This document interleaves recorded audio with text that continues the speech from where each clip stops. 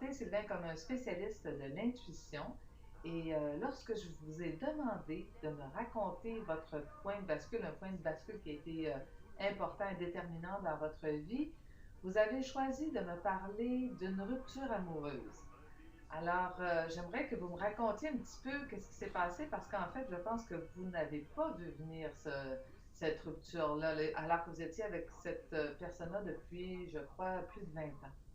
Effectivement, en fait, j'ai choisi ce sujet-là parce que en fait, c'était me mettre dans un bain de risque, en quelque sorte, hein, puisque un thérapeute ne va pas exhiber, en fait, généralement, ses moins bons coups, en fait.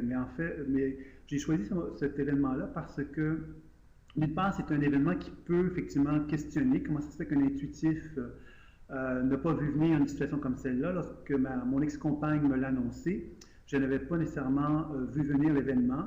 Et quand est venue cette annonce-là, je me suis un peu questionné. Dans un premier temps, j'étais un peu fâché, en fait, contre l'intuition. J'étais un peu comme en rébellion, parce que j'avais le sentiment qu'on m'avait laissé tomber.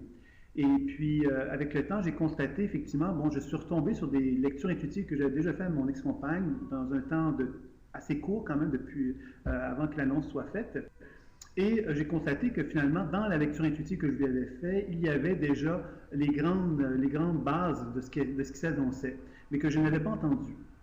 Alors, c'était un peu pour moi une réflexion sur le rôle du thérapeute intuitif, hein, puisqu'un thérapeute intuitif a tendance, évidemment, c'est normal, à se mettre en relation avec les autres. Et lorsqu'il se met dans cette position-là d'écoute envers un partenaire, il a tendance donc à se désinvestir lui-même, émotionnellement parlant, puisqu'il va chercher donc à être neutre dans l'écoute qu'il a avec son partenaire.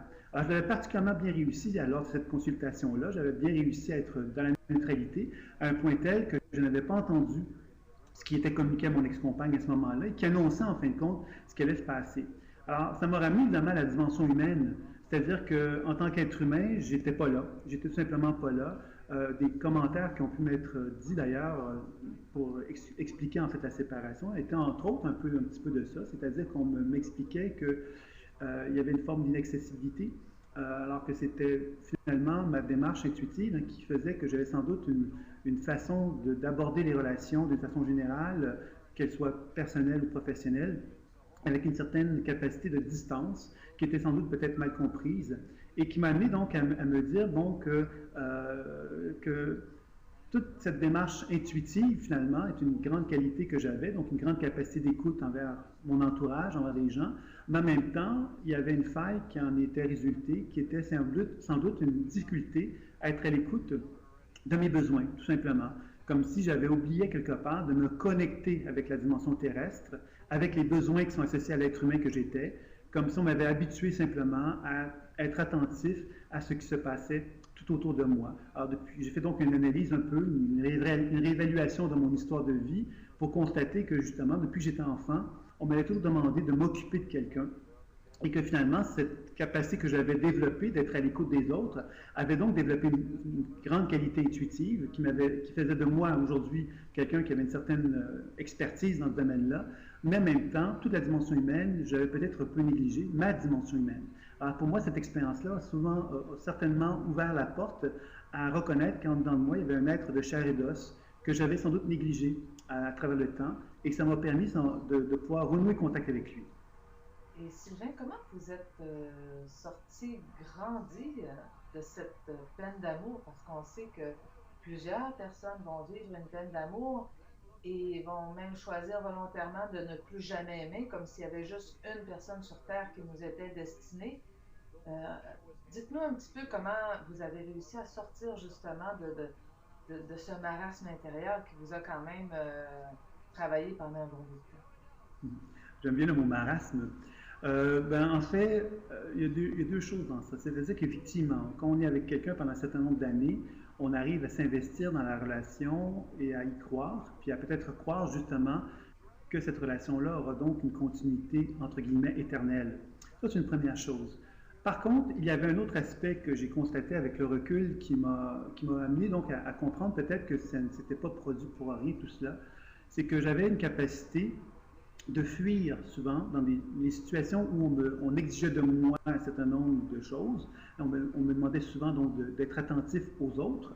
Et parce qu'on me demandait d'être attentif aux autres, j'avais une capacité à fantasmer, c'est-à-dire à aller dans mon monde imaginaire pour créer quelque part une forme de réalité autre. Un peu comme des fantasmes ou des rêvasseries qui pouvaient être autant d'ordre spirituel que d'ordre même affectif, hein, quelque part, qui faisait que justement j'avais développé un univers parallèle, pourrait-on dire. En tant qu'intuitif, c'était relativement facile pour moi et qui faisait souvent que ça m'évitait donc de connecter avec la douleur ou la souffrance qui était en moi, qui faisait justement donc que je pouvais donc faire face à la relation, à la préserver en quelque sorte, tout en évitant justement d'aller visiter la blessure qui était en moi. La blessure qui consistait justement à constater qu'il y avait en moi des besoins et des désirs que je ne reconnaissais tout simplement pas parce que justement on m'avait tellement enseigné à être connecté aux autres que j'avais comme pas considéré que j'avais le droit à cela. Alors c'était un mécanisme de défense que j'ai développé et qui m'a donc finalement fait constater justement que cette relation-là, bon, la séparation, a été une opportunité pour moi de reconnaître le deuil. Le deuil, pour moi, c'est de simplement accepter qu'une relation meurt, donc, quelque part, que quelque chose se transforme, et que cette transformation-là impliquait que ce n'était pas seulement la mort d'une relation, mais c'était aussi la mort de ce que j'appellerais le fantasme, ou, à quelque part, de cette rêvasserie-là. C'est-à-dire de faire un deuil qui m'obligeait simplement à renouer contact avec une souffrance qui venait de mon enfance et que je n'avais jamais peut-être vraiment pris le soin d'écouter, d'entendre et d'accueillir en moi. Alors, c'était là, finalement, pour moi, la transformation, parce que ça a été un élément très positif pour moi, puisque ça m'a vraiment permis de renouer contact avec une puissance que j'avais négligée pendant de nombreuses années, puisque j'avais jamais eu le sentiment que j'avais le droit d'être moi-même, entre guillemets, et le fait que cette relation-là puisse éclater, ben, ça m'a confronté effectivement, d'une part, à les limites de la relation que j'avais eue, mais aussi à cette capacité, à cette dynamique que j'avais créée, que j'avais inventée pour fuir la souffrance. Et dans ce sens-là, j'ai donc vécu deux deuils en quelque sorte. Les deux deuils qui m'ont permis justement de renouer contact avec une force intérieure que j'avais complètement oubliée en fait. Voilà.